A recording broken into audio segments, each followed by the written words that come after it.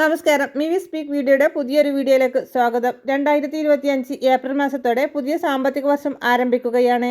പുതിയ സാമ്പത്തിക വർഷത്തിൽ പെൻഷൻ ഗുണഭോക്താക്കൾക്കും ഉള്ള ആനുകൂല്യങ്ങളും വിതരണവുമായി ബന്ധപ്പെട്ട അറിയിപ്പുകളാണ് വീഡിയോവായി ഷെയർ ചെയ്യുന്നത്. ഈ ചാനൽ ആദ്യമായി കാണുന്നവരാണെങ്കിൽ സബ്സ്ക്രൈബ് ചെയ്യുക, ലൈക്കും കൂടി ചെയ്ത് സപ്പോർട്ട് തരിക. കേന്ദ്രത്തിന്റെ ഭാഗത്തു നിന്നും കൂടുതൽ വായ്പാ അനുമതി ലഭ്യമായ സാഹചര്യത്തിൽ ബജറ്റിൽ പ്രഖ്യാപിച്ചതുപോലെ സംസ്ഥാനത്ത് ആനുകൂല്യങ്ങൾ അടക്കമുള്ള വിതരണം വിവിധ മേഖലകളിലേക്കുള്ളത് ആരംഭിക്കുന്നു.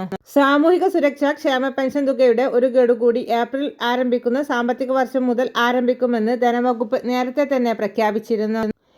ഈ മാസത്തെ ക്ഷേമ പെൻഷൻ വിതരണം അവസാന ഘട്ടത്തിൽ എത്തി നിൽക്കെയാണ് സർക്കാരിന്റെ ഏറ്റവും പുതിയ കുടിശ്ശിക വിതരണ അറിയിപ്പ് പുറത്തു വന്നിരിക്കുന്നത്.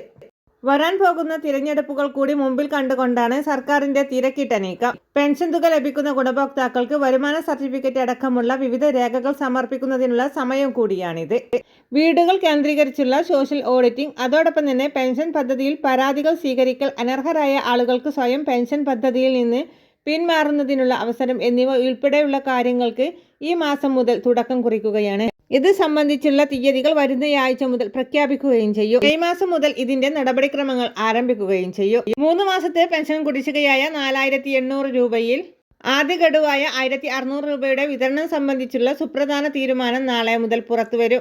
വിവിധ മേഖലകളിലേക്ക് പുതിയ സാമ്പത്തിക വർഷം ആരംഭിച്ചത് മുതൽക്കുള്ള കുടിശ്ശികയടക്കമുള്ള ആനുകൂല്യങ്ങൾ വിതരണം ചെയ്യുന്നതിലേക്കായി സർക്കാർ മുംബൈ ഫോർട്ട് ഓഫീസിലെ ഇക്ബർ പോർട്ടൽ വഴി കഴിഞ്ഞ ദിവസം കടമെടുപ്പ് നടത്തിയിരുന്നു. ഇതിനു പിന്നാലെ സഹകരണ ബാങ്കുകളുടെ കൺസെഷൻ രൂപീകരിച്ചു ഫണ്ട് സമാഹരിക്കൽ ആരംഭിച്ചു. പെൻഷൻ വിതരണ നടപടികൾ വരും ദിവസങ്ങളിൽ പുറത്തുവരും. ഇതോടൊപ്പം തന്നെ സംസ്ഥാന സർക്കാർ വിഷുവിനോടനുബന്ധിച്ച് വിതരണം ആരംഭിച്ച പെൻഷൻ തുക ലഭിക്കാത്ത ഗുണഭോക്താക്കൾക്ക് ഈ ആഴ്ച കൊണ്ട് വിതരണം പൂർത്തീകരിക്കും. പെൻഷൻ വിതരണവും മറ്റു സർക്കാർ അറിയിപ്പുകളും നേരത്തെ തന്നെ നിങ്ങളിലേക്ക് എത്തുവാൻ വേണ്ടി ഈ ചാനൽ സബ്സ്ക്രൈബ് ചെയ്യുവാൻ മറക്കാതിരിക്കുക.